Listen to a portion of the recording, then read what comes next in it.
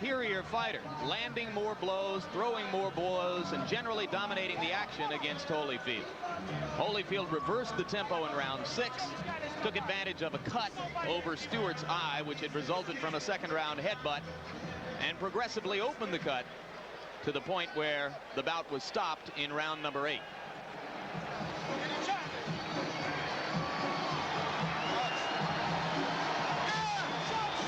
And there you hear a roar, which means that here comes Mike Tyson. It's a tribute to Tyson, incidentally, that despite what happened in Tokyo, he has filled this building with about 16,000 people. Aren't many fighters out there who can do that. Certainly no non-champions. Indeed, Mike will tell you in no uncertain terms that he's still the main man in the heavyweight division where ticket sales are concerned. He suggests that neither Holyfield nor Foreman, and certainly not Razor Ruddock, could ever dream of selling as many tickets or as many pay-per-view subscriptions for a fight as can he. Well, he's Mike likely Tyson. to be proven wrong on that when Holyfield does fight Foreman. But suffice to say, he is still a major attraction.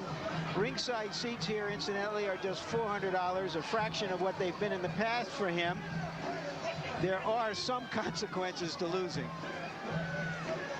Tyson's last fight, 2 minutes and 47 seconds against Henry Tillman, the man who had beaten him twice back in the amateur ranks. In that mob surrounding Mike are all 3 of the trainers now enlisted in Team Tyson: Aaron Snowell, Richie Giacchetti, whom you'll remember from his long tour of duty with Larry Holmes, and Jay Bright. The 3 of them nestled just behind the fighter as they make their way toward the ring.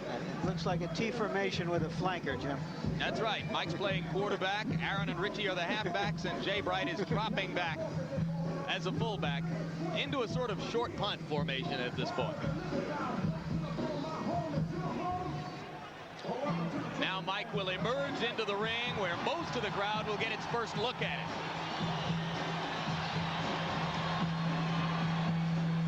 What he's wearing is a torn towel. And there you see the record. 38 wins, the 1 loss to Douglas in Tokyo. This the 40th bout of Tyson's professional career. His knockout percentage with 34 KOs is high, but not the highest in the history of the sport. And there goes Angela.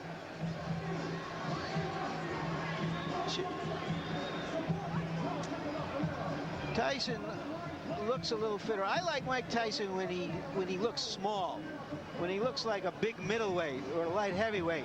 So let's take a look at the tail of the tape. And you can see that the big disparity there is in height. Stewart 4 inches taller than his opponent. He has an 8-inch reach advantage. Tyson at 217 3/4 looks to most observers here to be splendidly trained, in terrific shape.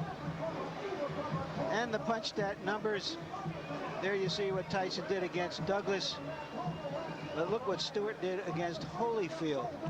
81 punches around, an amazing number of punches for a heavyweight.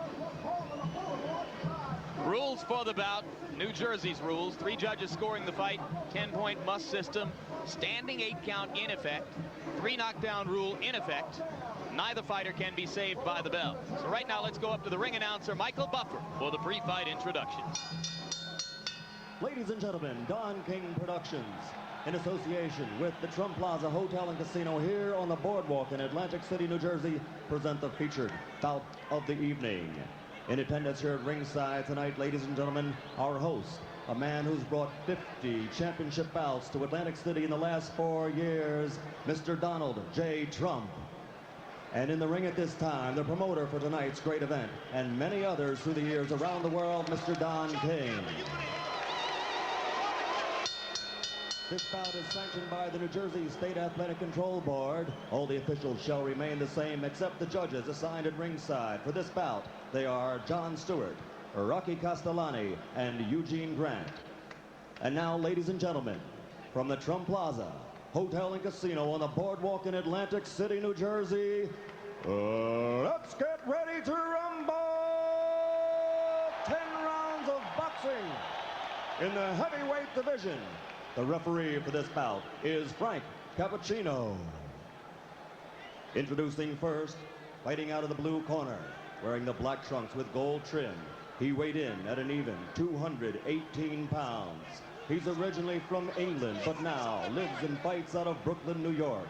His professional record, an unbelievable one, 26 victories, all 26 by knockout, only one defeat.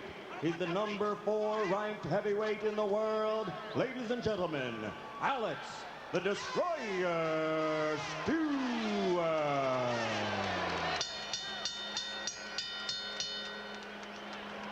And fighting out of the red corner, wearing the solid black trunks, weighing 217 3/4 pounds, from Catskill, New York. Also an unbelievable record, 38 victories, 34 by KO, only one defeat. He's the number 1 ranked heavyweight in the world. Ladies and gentlemen, the former heavyweight champion of the world, Iron Mike Tyson.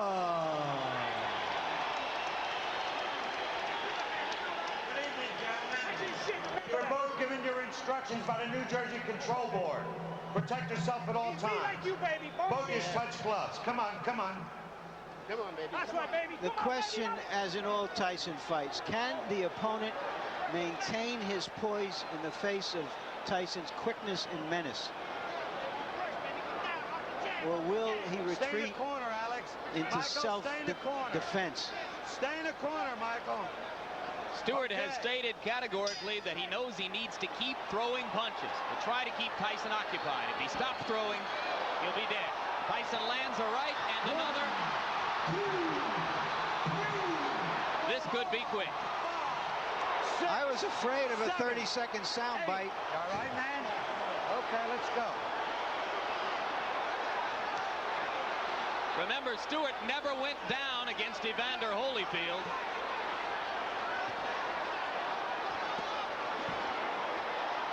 A shot to the body, another solid right hand.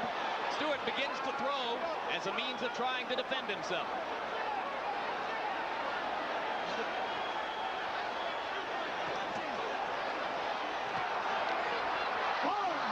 That'll be called a slip.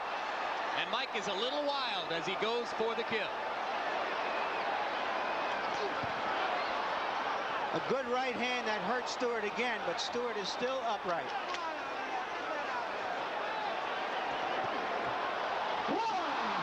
That was a flush right hand. 4, 5, 6, 7, 8, 9. He's up just at the count of 9, Jim. How you feel, man? Taking a good You look wanna at continue? Cappuccino. He's going to let him go. 3 knockdown rule is in effect. If Stewart goes down again, it's over. And Stewart has quick throwing punches. You can see how wobbly his legs are.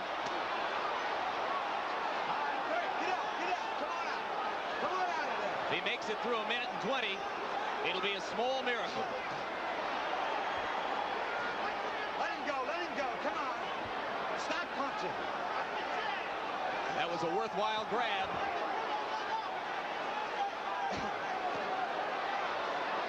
Tyson missed with a left that would have done it.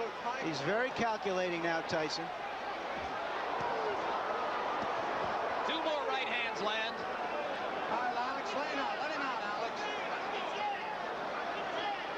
Stewart must land something, or else it's just a question of a few seconds. That'll do it. 2, 3, 4, 5, 6, They're 7. forgetting that the 3 8. knockdown rule is in effect. That's it. This fight is over. Well, Stewart said that Tyson was a mountain he had to climb. He just got knocked off that mountain. He just didn't have the style, Jim, unlike Douglas, to test the vulnerability of Tyson. Yeah, he's not nearly the technician that Douglas was when Douglas was good in Tokyo. Early in the fight, Douglas tied Tyson up. He used his jab. He survived and then and determined the pace of the fight.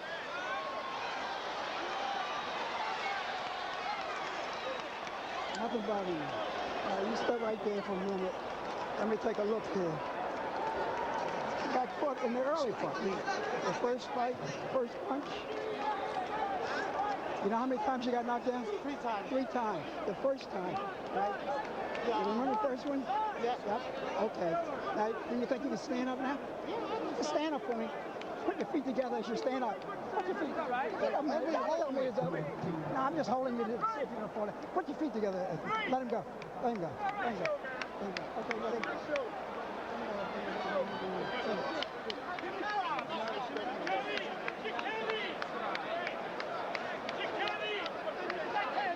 And here's the first of the 3 knockdowns. You look at Tyson moving in with controlled fury, and the right hand puts Stewart down. Stewart was able to get up at the count of 5. Now we'll take a look.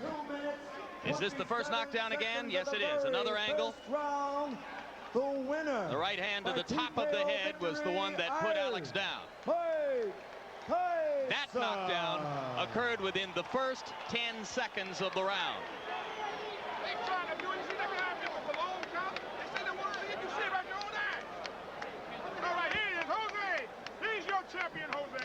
Now we'll take a look at knockdown number 2. By this time, Stewart still wobbly from the first knockdown, and he went down without Mike having to land a crushing blow. Another look at knockdown number 2. And you can see that the right hand simply glanced off the top of Stewart's head, but it was enough to put down a very wobbly fighter at that point. And now here's a third look at that same knockdown, knockdown number 2. The left to set it up, the glancing right off the top of the head. And Stewart down for the second time in the round. Still more than 1:40 remained in the round at that point. And with the 3 knockdown rule in effect, it was up to Stewart to try to stay on his feet to make it through round number 1. He was not able to do it. Here's knockdown number 3, which came at 2:27 of the first round. A right and a left, and that was enough for Alex Stewart. Referee Frank Cappuccino began the count, which was academic at that point because of the 3 knockdown rule. Another look at the third knockdown. Solid left to the side of the head, but by that time it was the accumulation of punishment throughout the round which contributed to Stewart's demise.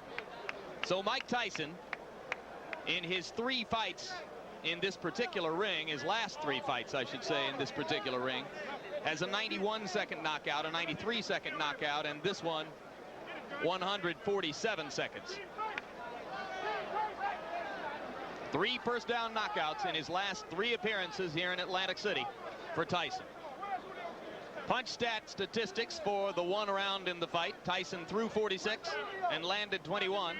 Stewart given credit for having landed 4 punches. He stopped punching somewhere early in the 2nd minute of the round and simply tried to survive from that point on, with the by now obvious result. So this crowd remains on its feet, almost everyone still here in the arena as they await the official announcement. And we wait to see if well, they've gotten the official announcement. I was looking at replays, and I'm told now that the official announcement has already been made by Michael Buffer. And we wait now to see if we'll get a chance to talk with Mike Tyson about this, the 39th victory of his professional career.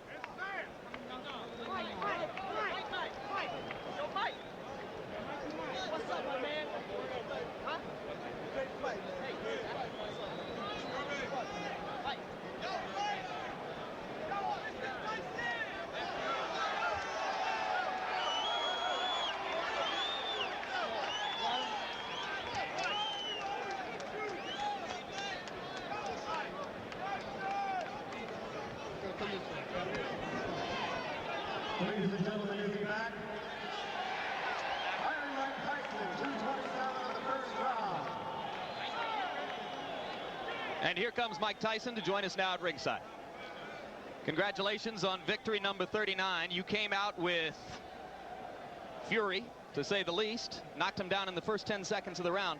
If I can get you to turn toward the camera a little bit, Mike, how important was it to you to score a first-round knockout tonight? Well, I mean, I knew he was a dangerous fighter once he got warmed up. And my objective, I was in great shape. He was to go in there and put the pressure on him for 10 rounds. I knew I had to break him eventually. You appear to be in sensational condition. Do you feel considerably differently now than was the case 10 months ago in Tokyo? Absolutely, because my mind is more prepared. You know what I mean? That's what basically the whole standpoint came down to, is being prepared mentally. How does your situation compare now to what most people would regard as the peak of your career when you knocked Spinks out here in 91 seconds? Well, you know what I mean? I didn't feel like it was a same shooter of night tonight, because there's things that I know that I did that was mistakes. But you know what I mean? A good fight, and I'm in good shape. And I just like to thank all my fans on HBO that's been supporting me. But I just like to say this is my last fight on HBO. Is because HBO, they think that you'd rather see Holyfield than me. Thank you for supporting me. I love you all. Bye. Mike, one final question. How important at this moment is the coming arbitration with regard to the WBC championship and the possible WBC title fight with Ruddock? Well, it really don't matter, as long as I can fight for the title. I love to fight Ruddock. I want to show everybody he's not the baddest man in the world they once said he is. Would you rather fight the winner of Foreman Holyfield? Excuse me? Would you rather fight the winner of Foreman Holyfield? I would fight anyone, you know what I mean? But I'm fighting for the moment.